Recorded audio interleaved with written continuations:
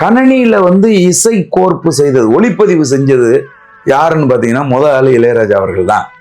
இன்னைக்கு வந்து ஏஆர் ரஹ்மான் வந்து கம்ப்யூட்டரைஸ்டா இருக்காரு, அனுருத் வந்து கம்ப்யூட்டரைஸ்டா இருக்காரு, யுவன் சங்கர் ராஜா இருக்காரு. ஆனா இந்திய நிலப்பரப்புல 1986 விக்ரம் அப்படின்னு ஒரு கமல் திரைப்படத்தை அதனுடைய இசை கோர்ப்புகளை எல்லாத்தையும் லண்டன்ல முழுதும் கணனியில செஞ்சது வந்து யார், எஃபெக்ட்ல பண்ணது யாருன்னா இளையராஜா அவர்கள் தான் பண்ணாங்க.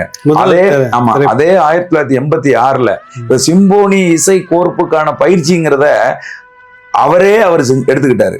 1986 ஹவு டு நேம் இட் அப்படின்னு ஒரு இசை கோர்ப்பை வந்து வெளியிட்டார், இசை ஆல்பத்தை. முதல்ல ஒரு ஆல்பம் வெளியிடும், அது வந்து முழுக்க வயலின், பேஸ், லீடு இதெல்லாம் வச்சுட்டு அப்படி போயிட்டே இருக்கும். நத்திங் பட் விண்டுன்னா அதுக்கு என்ன பெயர் வைப்பது அப்படின்னு சொல்லிட்டாரு. இதுக்கு வந்து சொல்றாரு நத்திங் பட் காற்றை தவிர வேற ஒன்றும் இல்லை, புல்லாங்குழல் மட்டுமே தான் இதுல.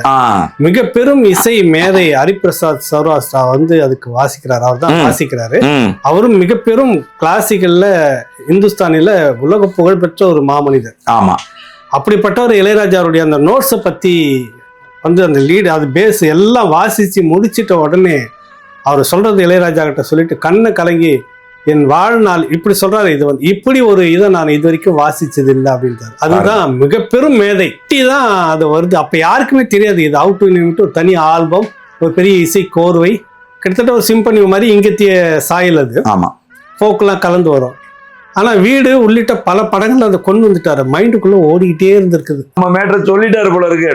ஏன் அப்படின்ட்டு என்னை பார்த்து ஏன் என்னை வேணான்னு சொன்னீங்களா அப்படின்னு கேட்டாரு. கேட்ட உடனே டக்குன்னு நான் எந்திரிச்சிட்டேன்.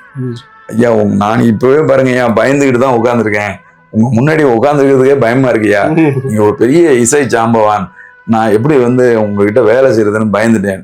தம்பி உட்காருங்க தம்பி, நான் வந்து நீங்க வந்து எனக்கு மூணாவது தலைமுறை உங்களோட நான் வந்து பயணிக்கிறேன்னு சொல்லி நான் மகிழ்ச்சியா இருக்கேன். நான் வந்து நீங்க தான் கேப்டன், எப்படி எடிட்டரை செலக்ட் பண்றீங்க அது மாதிரிதான் மியூசிக் டைரக்டரும், அவங்கள எப்படி நீங்க வேலை வாங்குவீங்க அதே மாதிரி என்ன வேலை வாங்குங்க, ஏன் நீங்க பயப்படுறீங்க அப்படின்னு ஒரு பெரிய நம்பிக்கையை கொடுத்தாரு.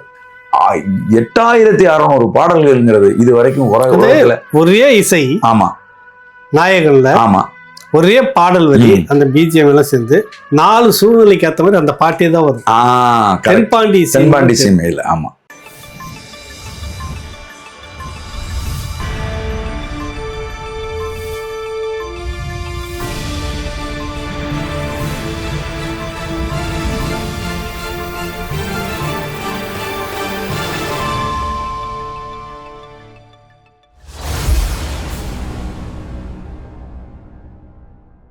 ராவண பார்வையாளர்கள், தமிழ் உறவுகள் மற்றும் ராவண நல விரும்பிகளுக்கு வணக்கம். நாம் தமிழர் கட்சியினுடைய மாநில ஒருங்கிணைப்பாளரும் இயக்குனருமான சோழன் மு. கலைஞர் நம்ம சந்திக்கிறோம். வணக்கம் அண்ணா. வணக்கம். இது முழுக்க அரசியலுக்கு அப்பாற்பட்ட ஒரு சந்திப்பு, ஒரு உரையாடல் அப்படின்னு வச்சுக்கலாம், பேட்டிலாம் கிடையாது. இன்னைக்கு இந்தியா அந்த உலகம், இசை உலகம் அல்லது கலை உலகம் அல்லது பொதுமக்கள் ஒரு பெரும் அளவில் நிமிர்ந்து பார்க்கக்கூடிய மனிதராக்கக்கூடிய இசை மேதை இளையராஜா அவர்கள் வந்து இந்த சிம்போனி இசை ஒரு நிகழ்ச்சியை முடிச்சுட்டு இந்தியா திரும்பின பிறகு என்ன அப்படின்னு நிறைய பேசணும்னு இருந்தால் தள்ளி போயிட்டே இருந்தது. இப்போ உங்களை வச்சு ஒரு விஷயத்த பேசிடலாம் அப்படின்றதுக்காக தான் ஐடியா. சரிங்க. இந்த நிகழ்ச்சி வந்த பிறகு தமிழ்நாடு முதலமைச்சர் போய் சந்திச்சாரு. மிகப்பெரிய அளவில் நமக்கு ஒரு மகிழ்ச்சியாக இருந்தது. அரசியல் பார்க்காம இதில் செய்திருக்கிறாங்க அப்படின்னு. அது இந்திய அரசு என்ன செய்தது, வழக்கம் போல வடக்கு தெற்குன்ற பாலிடிக்ஸ் பார்க்குதான்னு ஒரு சந்தேகம் எல்லோருக்கும் இருந்தது. இப்போ நடந்திருக்கிறது இளையராஜாவுக்கு மாநிலங்களவையில் நடந்த மிக பிரம்மாண்டமான அந்த ஒரு நிகழ்ச்சி, பிரதமர் சந்திப்பு, பாராட்டல், ஒன்றும் மற்ற ஒரு உயர்த்தி பேசுனது இதெல்லாம் எப்படி பார்க்குறீங்க? அதாவதுன்னு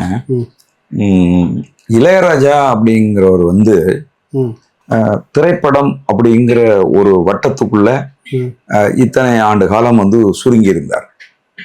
அதே மாதிரி இந்த திரைப்படங்கிற வட்டத்துக்குள்ள அவர் கிட்டத்தட்ட இந்தியாவில் 9 மொழிகள்ல வந்து இயங்கியிருக்கார்.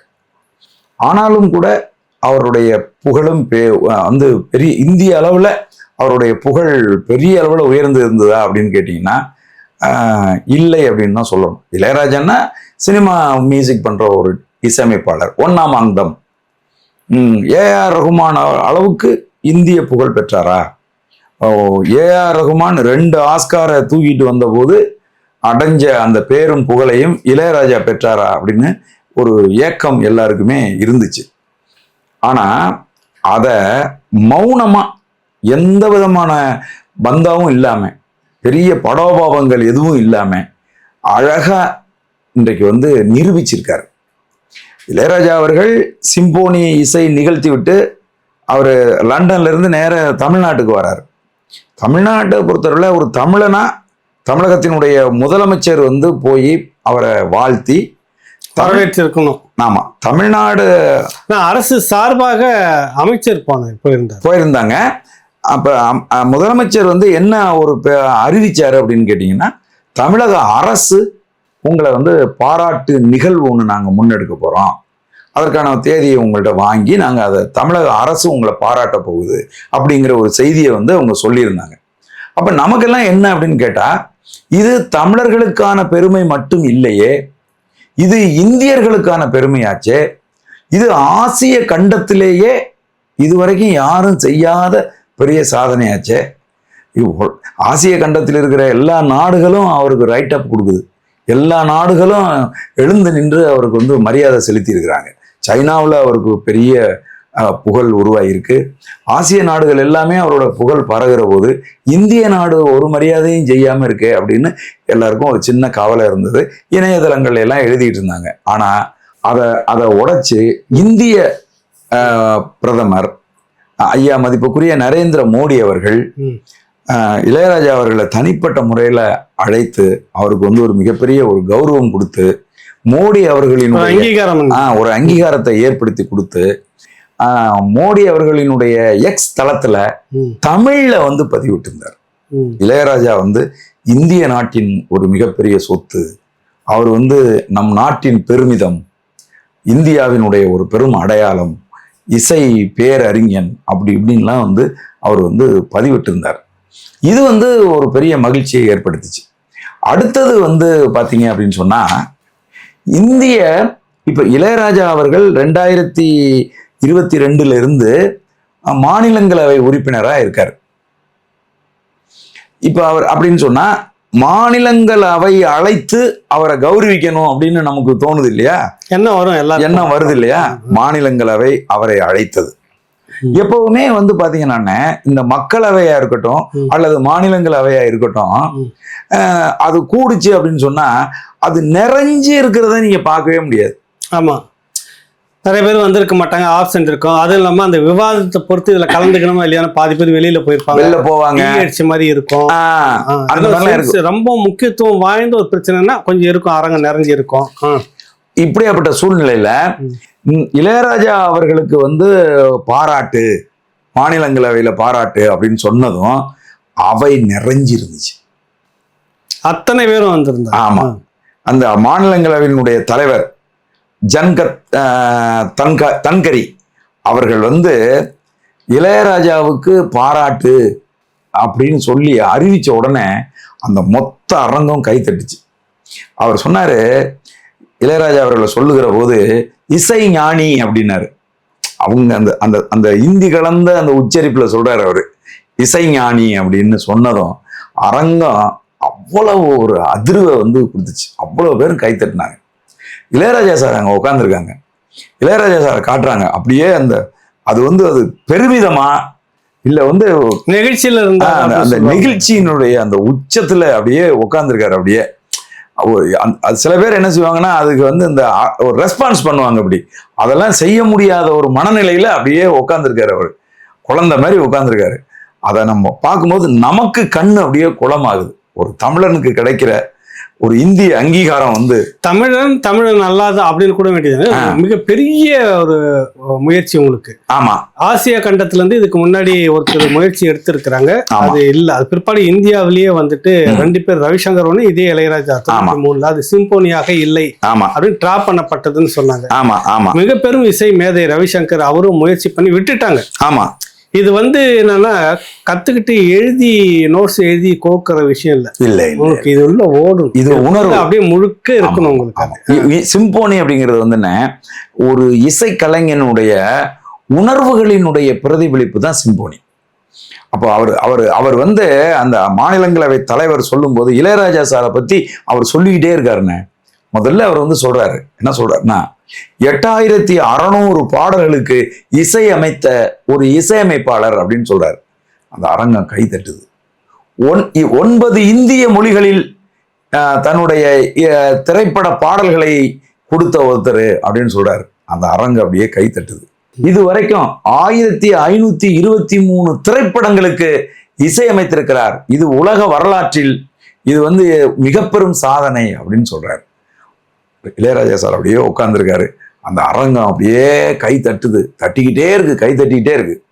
அப்படியே அவர் வந்து சொல்றாரு, இதுவரை 5 தேசிய விருதுகளை வாங்கியிருக்காரு அப்படின்னு வந்து சொல்றாங்க. அதுக்கப்புறம் சொல்றாங்க 2010 அவர் வந்து பத்மபூஷன் விருது வாங்கியிருக்காரு அப்படின்னு சொல்றாங்க. அரங்கு அலறுது. 2018 பத்ம விபூஷன் விருது இந்திய அரசால் வழங்கி கௌரவிக்கப்பட்டிருக்கு அப்படின்னு சொல்றாங்க. அந்த அரங்கு அப்படியே அதிருது. ஒட்டுமொத்த இந்தியாவும் அதை வந்து பார்க்குது. இந்தியாவின் கடைசி கிராமம் வரைக்கும் இளையராஜா இளையராஜா அப்படிங்கிற அந்த பெயர் இருக்கு இல்லையா, அது கொண்டாடப்பட்டுச்சு. அதை பார்க்கிற போது மிகப்பெரிய ஒரு நெகிழ்ச்சியை நமக்கு வந்து உருவாக்குச்சு. அடுத்து மாநிலங்கள் அளவை உறுப்பினர்களை பாராட்டும் போது நம்ம அமிதாப் பச்சன் இருக்கார்ல, அவருடைய மனைவி ஜெயா பச்சன் அவங்க எழுந்து இளையராஜாவை பார்த்து, வணக்கம் பெரிய அண்ணா, இளையராஜா அண்ணா வணக்கம் அப்படிங்கிறாங்க தமிழ்ல. அடாடாடா, இளையராஜா சார் அப்படி ஒரு சிரிப்பு சிரிச்சாரு அவங்கள பார்த்து வணக்கம் சொல்லி. இந்த இந்த இந்த கௌரவம் இருக்குல்லண்ணே, இதைத்தானே எல்லாரும் எதிர்பார்த்தாங்க. இது புரியுதுங்களா? இதை இன்னும் கொஞ்சம் கூடுதலா தமிழகம் திரண்டு அவரை சிம்போனி இசைத்து வந்த போது வரவேற்று இருந்தா எப்படி இருந்திருக்கும்? அதுக்கு திட்டமிடல் இல்லாம போனது. இங்க என்னன்னா, அது வந்து அதனுடைய பெருமை என்னன்றது இங்க இருக்க அந்த மக்களுக்கு தெரியல. முதல்ல சிலர் வந்து ஒன்று கூடி அங்க வந்து ஏர்போர்ட் விமான நிலையத்துல இருந்து வரவேற்று இருந்தாங்க. பாராட்டுக்குரிய விஷயமா தான். ஆனா அரசு தரப்புல மிக சிறப்பான ஏற்பாடு செஞ்சிருக்கணும். ஆனா இவர் இளையராஜா ஐயாவை பொறுத்தவரையில வந்து நீங்க பாத்தீங்களான்னு, அவர் வந்து பாத்தீங்கன்னா இந்த இந்திய நிலப்பரப்புலையே கணனியில வந்து இசை கோர்ப்பு செய்தது, ஒளிப்பதிவு செஞ்சது யாருன்னு பாத்தீங்கன்னா முதல் ஆளு இளையராஜா அவர்கள் தான். இன்னைக்கு வந்து ஏஆர் ரஹ்மான் வந்து கம்ப்யூட்டரைஸ்டா இருக்காரு, அனுருத் வந்து கம்ப்யூட்டரைஸ்டா இருக்காரு, யுவன் சங்கர் ராஜா இருக்காரு. ஆனா இந்திய நிலப்பரப்புல 1986 விக்ரம் அப்படின்னு ஒரு கமல் திரைப்படத்தை அதனுடைய இசை கோர்ப்புகளை எல்லாத்தையும் லண்டன்ல முழுதும் கணனியில செஞ்சது வந்து யாரு, எஃபெக்ட்ல பண்ணது யாருன்னா இளையராஜா அவர்கள் தான் பண்ணாங்க. அதே 1986 சிம்போனி இசை கோர்ப்புக்கான பயிற்சிங்கிறத அவர் எடுத்துக்கிட்டாரு. 1986 ஹவு டு நேம் இட் அப்படின்னு ஒரு இசை கோர்ப்பை வந்து வெளியிட்டார். இசை ஆல்பத்தை முழுதுமே இசை கருவிகளால் வாசிக்கப்பட்ட, முழுக்க வெறும் வயலின் மட்டுமே. வயலின்ல லீடு பேஸ் இதுதான் மாறி மாறி அப்படி சேர்ந்து ஓடும், பின்னும் விளையாடும், அப்படி பிரியும், ஓடும், அப்படி போயிட்டே இருக்கும். அதை கேட்க கேட்க அது அந்த ஹவு டு நேம் இட் இருக்குல்லன்னு அதுல பெயர் வைப்பு. அதுக்கு பதில் வந்து 1988 சொன்னாரு, நத்திங் பட் விண்ட் அப்படின்னு. இதெல்லாம் எவ்வளவு பொய்டிக்கா இருக்கு பாருங்க. முதல்ல ஒரு ஆல்பம் வெளியிடும், அது வந்து முழுக்க வயலின் பேஸ் லீடு இதெல்லாம் வச்சுட்டு அப்படியே போயிட்டே இருக்கும். நத்திங் பட் விண்டுன்னா அதுக்கு என்ன பெயர் வைப்பது அப்படின்னு சொல்லிட்டாரு. இதுக்கு வந்து சொல்றாரு, நத்திங் பட் காற்றை தவிர வேற ஒன்றும் இல்லை, புல்லாங்குழல் மட்டுமே தான் இதுல. மிக பெரும் இசை மேதை ஹரிபிரசாத் சௌராஷ்டிரா வந்து அதுக்கு வாசிக்கிறாரு, அவர் தான் வாசிக்கிறாரு. அவரும் மிக பெரும் கிளாசிக்கல்ல இந்துஸ்தானில உலக புகழ்பெற்ற ஒரு மாமனிதர். ஆமா, அப்படிப்பட்ட ஒரு இளையராஜாவுடைய அந்த நோட்ஸை பத்தி வந்து அந்த லீடு அது பேஸ் எல்லாம் வாசிச்சு முடிச்சிட்ட உடனே அவர் சொல்றது இளையராஜா கிட்ட சொல்லிட்டு கண்ணை கலங்கி, என் வாழ்நாள் இப்படி சொல்றாரு, இது வந்து இப்படி ஒரு இதை நான் இது வரைக்கும் வாசிச்சது இல்லை அப்படின்றாரு. அதுதான் மிக பெரும் மேதை. புரியுது. மாமேதை. புல்லாங்குழல் எடுத்த வரைக்கும் ஹரிசங்கர் எவ்வளவு பெரிய மேதை. கிளாசிக்கல் இங்க வந்துட்டு மரபு இசைன்னு சொல்லுவாங்க. இங்க இந்த தமிழ் இசையில இருந்து மறுவன இன்னொரு இசையை சொல்லுவாங்க. கர்நாடக சங்கீதத்துல புகழ்பெற்றது அப்படின்னு பேசிட்டு இருக்கிறப்போ ரமணிய சொல்லுவாங்க புல்லாங்குழல். வெஸ்டர்ன் இந்துஸ்தானில சொல்றப்ப ஹரிபிரசாத் சௌராஷ்டிரா பேஸ் ஃப்ளூட்ன்றது அவர் தான் நீக்கும். நாங்களாம் ஒரு காலகட்டத்தில் அந்த கல்லூரியில் படிக்கிறப்ப பைத்தியமா பின்னாடி அதை கேட்டுக்கிட்டே சுத்திட்டு இருப்போம். அப்படிப்பட்ட அந்த மனிதர் இளையராஜா அந்த ஹவு டு நேம் இட்னு அந்த இதுக்கு வாசிச்சு முடிச்ச உடனே ஸ்தம்பித்து போய் பிரமிச்சு போய் சொன்ன வார்த்தை, இவர் என்ன மனிதர் அப்படின்ற மாதிரியான ஒரு கேள்விகள்லாம் இன்னைக்கு பேசுறீங்க. புரியல அப்படின்ற மாதிரி. இதே மாதிரியான ஒரு சம்பவம் இப்போ சிம்போனி இசை கோர்ப்புல நடந்திருக்குண்ணே. சிம்போனி இசை வாசித்தாங்கல்லண்ணே, அவங்க யாருக்கும் இளையராஜான்னா யாரு, இதுக்கு முன்னாடி இளையராஜாவோட குரூப்ல அவங்கலாம் இருந்திருக்காங்களா அப்படின்லாம் கேட்டீங்கன்னா யாருக்கும் அதெல்லாம் இல்லவே இல்லை. முதல் தடவையா அவருடைய நோட்ஸை பாக்குறாங்க. அந்த நோட்ஸை பார்த்து உடனே அந்த நோட்ஸை அவங்க குறிப்பு எடுத்த உடனே ஒரு தலையும் இப்படி இப்படி திரும்பி ஒருத்தரை பார்த்துருக்கு. என்னன்னா, இதுக்கு முன்னாடி இந்த மாதிரியான ஒரு இசை கோர்ப்பை அவங்க வாசிச்சதே இல்லை. இது ஆசியா எப்படி இருக்குன்னு கேட்டீங்கன்னா, நாட்டுப்புற, கர்நாடக, இந்துஸ்தானி இசையை மிக்ஸ் அப்படி ரெண்டை போட்டு அப்படி கையை விட்டு கலக்கி அப்படி அள்ளுனோம்னா மூணும் சேர்ந்து வரும்ல, அந்த மாதிரி இருக்கு. இது மேற்கத்திய இசைகளுக்கு சிம்போனியை மட்டுமே வாசித்த அந்த கலைஞர்களுக்கு அதிர்ச்சியும் ஆச்சரியமா ஆகி போய் இளையராஜா அவர்களை வாயார புகழ்ந்துருக்காங்க ஒவ்வொருத்தரும். இதுக்கு கூட ஒரு 10 நாள் எங்களுக்கு பயிற்சி எடுக்கிறதுக்கு வேணும்னு கேட்டிருக்காங்க. என்னன்னா, இது அந்த மாதிரியா இருக்கு. இது இந்துஸ்தானி இசையாவும் இல்லை, குறிப்பு இசை குறிப்பு அப்படி சிம்பனியை பொறுத்த வரைக்கும் இந்துஸ்தானி போக் இது எதுவுமே இருக்கக்கூடாது. ஆமா, செவ்வி செவ்வி இசைன்னு சொல்லுவாங்க, மேற்கத்திய இசையினுடைய அந்த பேட்டர்ன் இருக்கணும். ஆமா, அது ரூல்ஸ் அண்ட் ரெகுலேஷன். போனதுக்கு காரணம் தான் 2 முறை ஏற்கனவே இங்க இருந்து இந்தியாவில பண்ணது, ஆசிய கண்டத்துல இருந்து ஒருத்தர் பண்ணாங்க, பேர் மறந்து வச்சு. என்னன்னா, ஃபோக் இருந்துச்சு இளையராஜா முன்னாடியே, ஃபோக் கலவை நாட்டுப்புற அந்த சாயல் இருந்துச்சுன்னா அது விட்டுட்டார், அவரே கொண்டுட்டு போகல. ரவிசங்கர் கிளாசிக்கல் இது இருந்தது. ஆமா, ஆனா செவ்விசைன்றது முழுக்க அந்த நோட்ஸாவே இருக்கும். ஆமாண்ணே, இப்ப அதுக்கான விதிமுறைகள் இருக்குண்ணே. அந்த விதிமுறைகளை எள் முனையளவு மீறினாலும் கூட தோத்து போயிரும்ண்ணே. அந்த விதிமுறைகள்ல ஒண்ணு என்னன்னு பாத்தீங்கன்னா, 4 பிரிவுகளா இருக்கணும். அது ஒண்ணு துள்ளல் இசையா இருக்கணும், மூவ்மெண்ட்ல இருக்கணும் அந்த இசை கோர்ப்பு. அடுத்தது ஸ்லோவா இருக்கணும். அது அப்படியே போய் மெதுவா வரணும். அதுக்கப்புறம் நடன கோர்ப்பா இருக்கணும். அந்த கோர்ப்பு வந்துகிட்டு இருக்கும் போதே 3வது நடன கோர்ப்பா வரணும். இந்த நடன கோர்ப்பு அப்படியே ரொம்ப மகிழ்ச்சி வெள்ளம் பீரிட்டு அடிக்கிறது மாதிரியான அளவுக்கு ஒரு வேகமான இயல்புக்கு ஒரு இசை கோர்ப்புக்கு வரணும். இதை சிம்போனியை எப்படி கம்பேர் பண்றாங்களான்னு, ஒரு திருமணத்துக்கு கம்பேர் பண்றாங்கண்ணே. ஃபர்ஸ்ட் ஃப்ரெண்ட்ஸுங்க நண்பர்கள்லாம் வருகிற போது ஒரு மூமெண்டா தந்தகெல்லாம் ஒரு இதா வர்றது. அந்த மேற்கத்திய நாடுகளில் செவ்விசைன்னு பேரு. நமக்கு சொன்னாக்கா கர்நாடக சங்கீதம்னு சொல்லுவாங்க. ஆமா ஆமா, அதுக்குன்னு ஒரு வரையறுக்கப்பட்ட ஒரு கட்டுக்கோப்பான ஒரு இது, அதுதான் செவ்விசைன்னு அதுக்கு பேர். ஆமா, இங்க நிறைய பேருக்கு ஒரு கேள்வி ஒண்ணு இருக்கு. என்ன இருக்குன்னு கேட்டீங்கன்னா, எதுக்கு இவரை போய் ஓயாம லண்டன்லயே போய் சிம்போனி வாசிக்கிறாரு, ஏன் இந்தியாவில் வாசிச்சாங்க, இந்தியாவில் அந்த மாதிரி வாசிக்கிறதுக்கான ஆட்கள் இல்லையா என்ன அப்படிங்கிற கேள்வி எல்லாம் இருக்கு. நம்ம இப்ப சொன்னோம் இல்லையா, அந்த சிம்போனிக்கான ரூல்ஸ்ன்னு, அந்த ரூல்ஸ் படி வாசிக்கிறதுக்கான அரங்கே இங்க கிடையாது. அது அதுக்குன்னு சிம்போனி வாசிக்கிறதுக்குன்னு அரங்கு இருக்குதான், அரை வட்ட வடிவ அரங்கு. அந்த அரங்குக்குள்ளதான் அது வாசிக்கணுமா. இளையராஜா சார் அவர்கள் சொல்றாங்க, சிம்போனி வாசிக்கிறதுக்கு அந்த கண்டக்டர் இருக்கார்ல, அவர் இப்படி கையை தூக்கிட்டாருன்னா அதுக்கப்புறம் யாரோட மூச்சுமே வரக்கூடாது. கொஞ்சம் வேகமா மூச்சு விட்டா கூட அந்த இசை கோர்ப்பை தொந்தரவு பண்ணிடுமா. அவ்வளவு ஒரு மூச்சு பிடிச்சு வேலை செய்யற ஒரு வயலின் வாசிக்கிறாருன்னா அவர் தன்னுடைய மூச்செல்லாம் கட்டுப்படுத்தி தான் அதை வாசிக்கணும். கிட்டத்தட்ட இளையராஜா சார் அவர்களுடைய இந்த மார்ச் மாசம் 8ஆம் தேதி இளையராஜா அவர்கள் ராயல் பில் ஹார்மோனி குழுவை வச்சு உருவாக்கிய அந்த சிம்போனி இருக்குல்லண்ணே, அந்த சிம்போனி கிட்டத்தட்ட 45 நிமிடம் வாசிக்கப்பட்ட சிம்போனி. சிம்போனியினுடைய ரூல்ஸ்ல ரொம்ப முக்கியமானது, குறைஞ்சபட்சம் அது 20 நிமிஷம் இருக்கணும். அப்போ இப்ப அதை 20 நிமிஷத்தை தாண்டி நம்முடைய ஐயா இளையராஜா அவர்கள் 45 நிமிஷ சிம்போனிய 34 நாள்ல எழுதியிருக்காரு. அதுலயும் அவர் என்ன சொல்றாருன்னா, என்னுடைய நிகழ்ச்சிகள், என்னுடைய திரைப்பட ரெக்கார்டிங்ஸ், இதுக்கெல்லாம் நடுவுல தான் நான் அதை செஞ்சேன் அப்படின்னு சொல்றாரு. முழு மூச்சா உட்காந்து 35 நாள் ஓய்வெடுத்து உட்காந்து சிம்போனி எழுதல அவர். அந்த ரெகுலரான வேலைகளுக்கு நடுவுல இந்த சிம்போனியை 34 நாட்கள்ல அவர் எழுதி முடிச்சிருக்காரு. இப்ப இதெல்லாம் வந்து இன்னைக்கு உலக அளவுல வந்து இன்னைக்கு வந்து பேசப்பட்டுக்கிட்டு இருக்கு. அவருடைய சிம்போனிய நேரடியா கேட்டவர்கள் எல்லாம் இன்னைக்கு வரைக்கும் அதை வந்து பயங்கரமா வந்து புகழ்ந்துட்டு இருக்காங்க. ஜோசப் ஹெய்டன் அப்படின்னு ஒருத்தர், அவர் தான் பீத்தோவான், மோசார்ட் இவங்க 2 பேருக்கும் ஆசிரியர். அவர் தான் சிம்போனியை உருவாக்கியவர். அவர் தான் சிம்போனியின் தந்தை.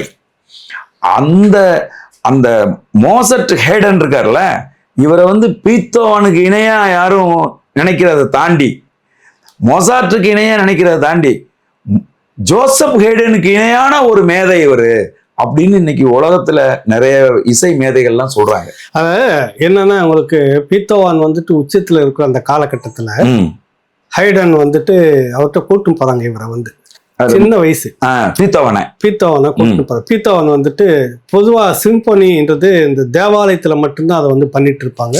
குறிப்பிட்ட அந்த மரபு வழி வந்தவர்கள் அதுக்குன்னே பைபிள்ல அதுக்கு ஒரு வாசகம், அதுக்குன்னு ஒரு முறை இருக்குது. அந்த முறைப்படி வாசிக்கிறது அப்படின்னு அந்த குழுதான் இருக்கும். அது எதேச்சியா வந்து அவர் போய் அதை கேட்கிறார்.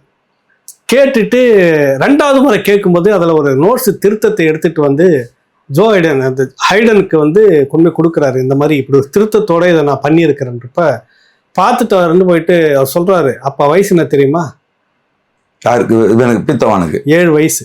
அப்பா, உலக புகழ் பெற்ற அளவுல தன்னுக்கு, அதாவது ஒரு பெரிய மேதை சீனியர் ஒரு பையனை பார்த்து சொல்றாரு, இவன் எதிர்காலத்துல மிக பெரிய அளவுல வருவான், இறைவன் முன்பாக நான் இதை வந்து எந்த விதமான இதுவும் இல்லாமல் நான் சொல்கிறேன், அவன் வந்து மிகப்பெரிய ஒரு ஆளுமையாக இருக்கிறார் அப்படின்னு பேசுறாரு. புரியுதுங்க. அதுக்கு பிறகு பீத்தோவான் வந்து பெரிய அளவுல வந்துட்டு இருக்கும்போது ஒரு இளைஞனுக்கு வந்து அறிமுகப்படுத்துறாங்க.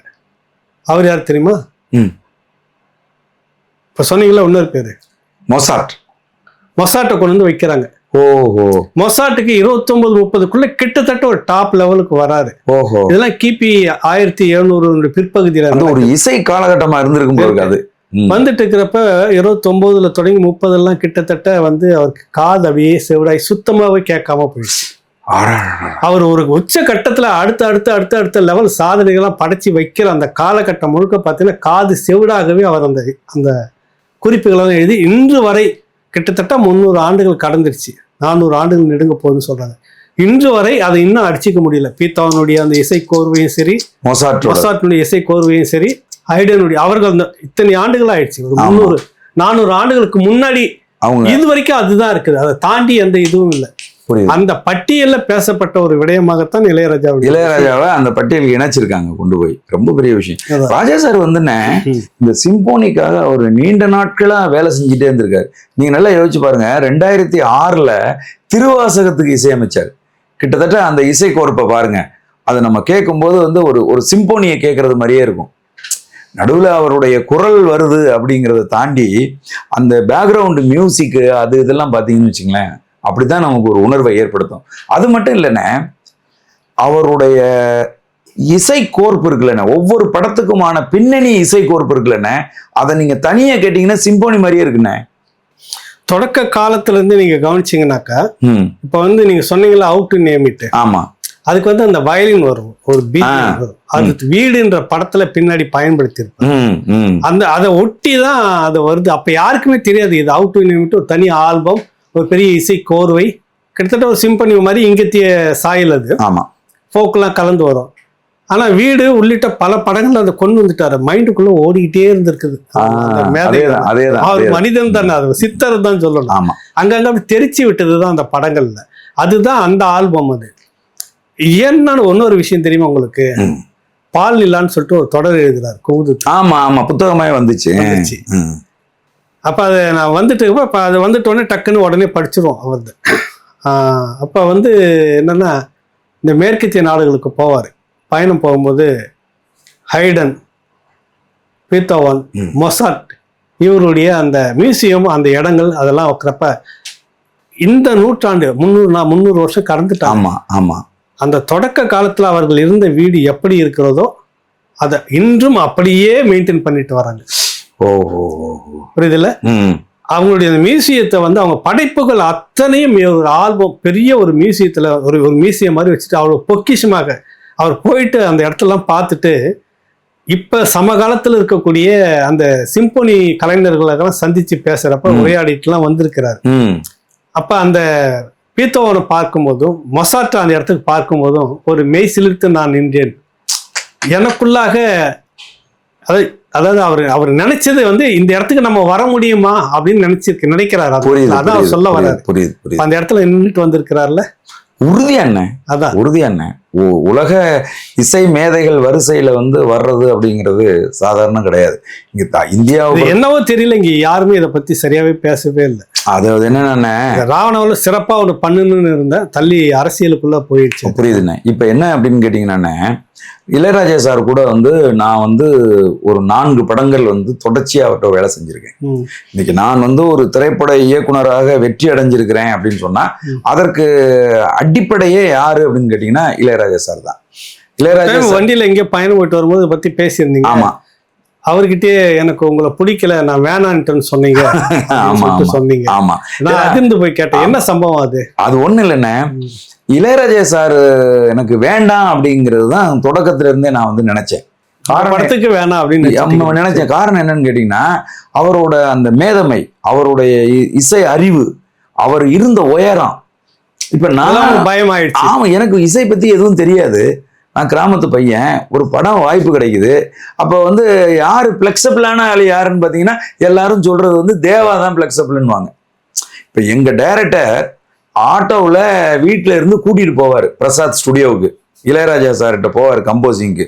போகும்போது பிரசாத் ஸ்டுடியோ வாசல்லையே இறங்கி சட்டையெல்லாம் சரி பண்ணுவார். இப்படி சரி பண்ணிட்டு, அப்ப நீ இங்கே நில்லு அப்படின்னு சொல்லிட்டு டைரக்டர் மட்டும் அந்த கதவை திறந்துட்டு உள்ள போவாங்க. உள்ள போய் கொஞ்ச தூரம் போனதுக்கு அப்புறம் தான் இளையராஜாவோட இடமே வரும். அப்ப அந்த இளையராஜாங்கிற அந்த பின்பத்துக்கு இங்க இருந்து போகும்போதே சட்டையெல்லாம் சரி பண்ணிட்டு கூட கூட்டி போறவங்களாம் வெளியில நிறுத்திட்டு எவ்வளவு பயபக்தியா உள்ளுக்குள்ள போறாங்க. இதெல்லாம் பார்த்து பார்த்து என்னைக்காவது ஒரு நாளைக்கு இளையராஜா சார் வந்து வெளியில அப்படி வருகிற போது எட்டி பார்த்தலான்னு ஓயாம அந்த இதுல வந்து சோத்துக்கு மேல எட்டி எட்டி பார்த்துக்கிட்டு வெளியில நிற்போம். அப்படியாப்பட்ட ஒரு ஆளை வந்து நம்ம படத்துக்கு மியூசிக் டைரக்டரா போட்டு நம்ம எப்படி அவர்கிட்ட போய் உட்காந்து பாட்டு வாங்குறதுன்னு பயம் இருக்குது. சரியில்லைன்னு எப்படி சொல்ல முடியும்? சரி, அப்படிங்கிற பயத்துல, அதாவது இது எனக்கு பிடிச்சிருக்கு எனக்கு பிடிக்கலன்னு எப்படி சொல்ல முடியும்? எப்படி சொல்ல முடியும் அப்படிங்கிற பயம் வந்து எனக்கு. அதனால நான் வந்து சொன்னேன் இளையராஜா சார் வேணாம் முதலாளின்னு. ஆனா என்னுடைய தயாரிப்பாளர் மதிப்புக்குரிய ஐயா அந்த விவேகம் டிராவல்ஸோட ஓனரு ஜிவி ஆனந்தன் அவர்கள் எனக்கு போட்ட ஒரே ஒரு நிபந்தனை என்னன்னா, என் நீ யார வேணாலும் நடிக்க வை, யார வேணாலும் டெக்னீஷியனை வச்சுக்க, ஆனா மியூசிக் மட்டும் எனக்கு இளையராஜாவா இருக்கணும். எப்படி இப்படி ஒரு நிபந்தனையை வச்சுட்டாங்க. என்னால ஒண்ணுமே பண்ண முடியல.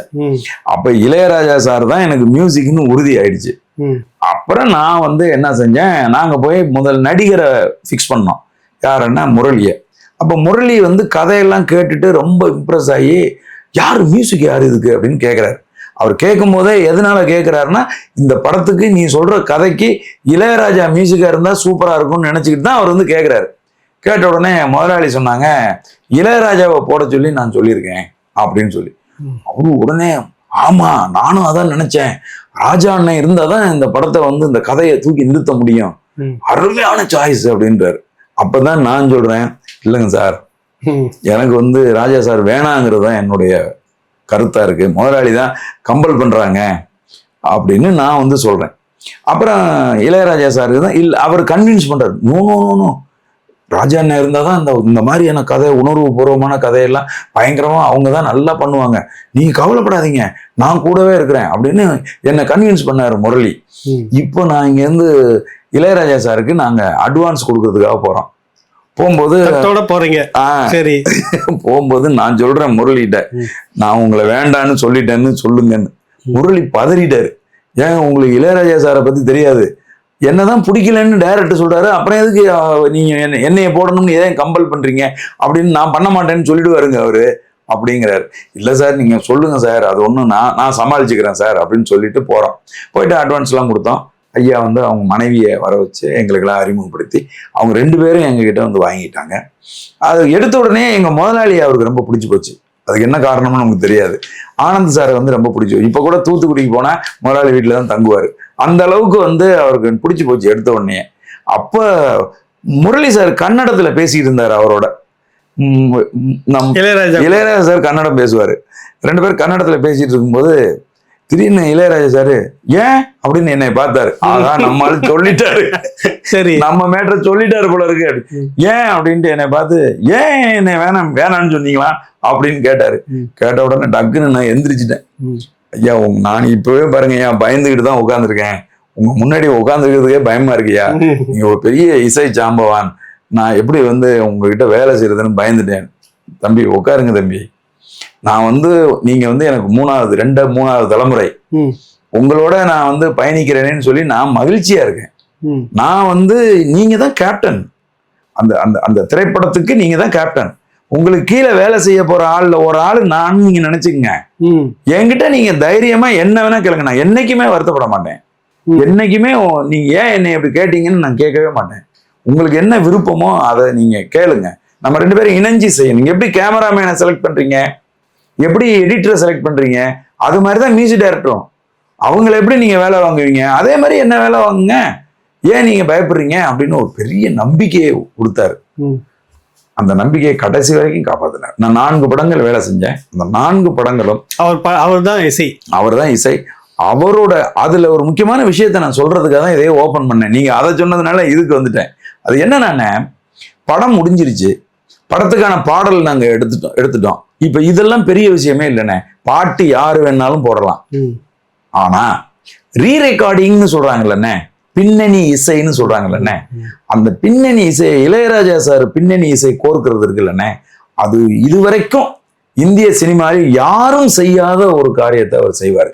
அது என்னன்னா, நடு ஹால்ல ஒரு பெரிய இசைக்கோர்ப்பு கூடம் இருக்கு இல்லையா, மியூசிக் கம்போஸ் பண்ற கூடம் இருக்குல்ல, அதுல யாருமே இருக்க மாட்டாங்க.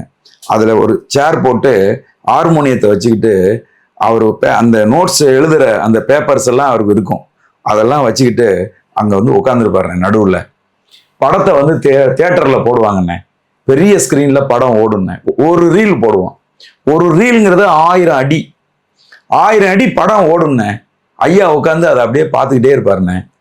படம் அந்த 1000 அடி ஒரு ரீல் ஓடி முடிஞ்ச உடனே கட் ஆயிரும்ண்ணே.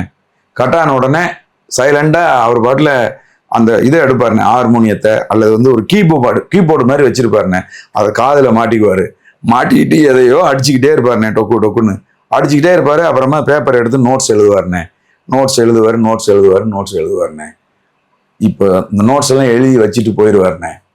போனதுக்கு அப்புறமா அவங்க அந்த நோட்ஸ் எல்லாம் எடுக்கிறதுக்கு கலைஞர்கள் உள்ள வருவாங்கண்ணே. இப்போ போய் ஐயா இப்போ தபேலா அப்படின்னா தபேலா வருவாங்க, வயலின்னா வயலின் வருவாங்க, புல்லாங்குழல்னா புல்லாங்குழல் வருவாங்க. இப்படி பல கலைஞர்கள் உள்ள வருவாங்கண்ணே. இந்த பேப்பரை எடுத்து ஒரு ஸ்டாண்ட்ல வச்சுட்டு அவங்களுக்கான நோட்ஸை அவங்கவுங்க எடுப்பாங்கண்ணே. எடுத்த உடனே பார்த்தா நமக்கு என்ன ஆச்சரியமா இருக்கும்னாண்ணே, இப்போ எல்லாம் வந்துட்டாங்க, எல்லாம் வாசிச்சு பிராக்டிஸ் பண்ணிட்டாங்க, எல்லாம் ரெடி ஆயிடுச்சு. இளையராஜா ஐயா உள்ள வருவாரு.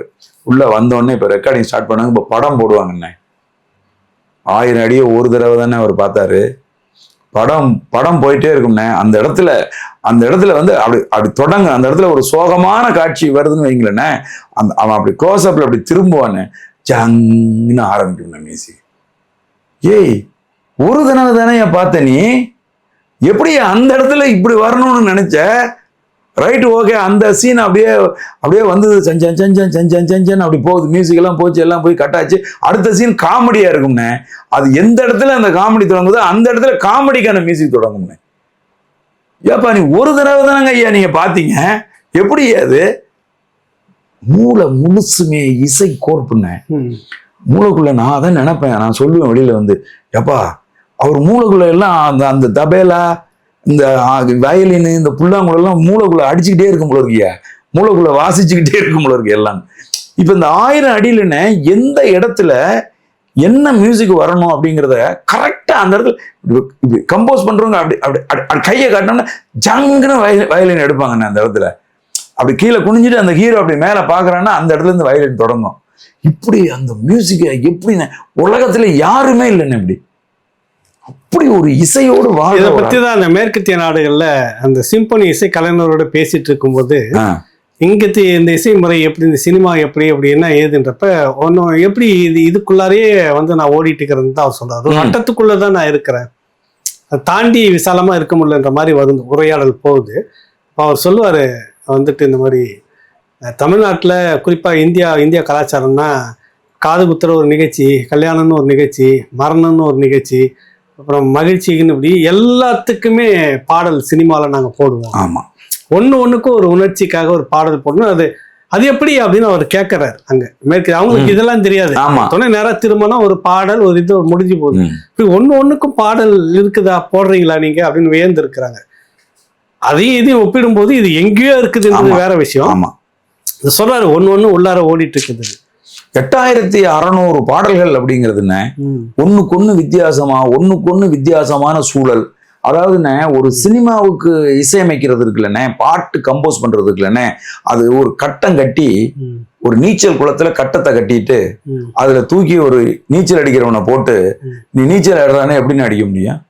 அதான் கட்டம் கட்டி இருக்குது, அதுக்குள்ளே கிடந்ததுன்னு தப்பட்டு அடிக்கும். அந்த மாதிரியான ஒரு செயல் ஒரு சினிமாவுக்கு பாட்டு எழுதுறது, பாட்டுக்கு இசையமைக்கிறதுன்னு. ஏன்னு கேட்டீங்கன்னா அதுல சிம்போனிக்கு இசையமைப்பது போல சுதந்திரமா இசையமைக்க முடியாதுன்னு. காரணம் என்னன்னா அதுக்கு சுச்சுவேஷன் ஒரு டைரக்டர் சொல்லுவாரு. அந்த சுச்சுவேஷனுக்கு தகுந்த மாதிரி அந்த பாட்டு வரணும்னு டைரக்டர் ஓகே பண்றதுக்காக உட்காந்துட்டு இருப்பாரு. நீங்க ஹார்மோனியத்துல வாசிச்சு அவருக்கு காட்டி டைரக்டர் இந்த டியூன் நல்லா இருக்கு சார்னு சொல்லணும். அது அவர் விருப்பம் கிடையாது, இசையமைப்பாளரோட விருப்பம் கிடையாது. அதை தேர்வு செய்யறது டைரக்டர் தான் தேர்வு செய்யறாரு. டைரக்டர் தேர்வு செஞ்ச அந்த டியூனுக்கு இசையமைப்பாளர் இசை கோர்ப்பு செய்வாரு. அதுலயும் கூட டைரக்டர் தலையிடுவாரு. என்ன தலையிடுவாருன்னா, இந்த இடத்துல காட்சியின்படி இந்த மாதிரி வரணும். இப்ப உதாரணத்துக்கு சொல்றேன் பாருங்களேன்.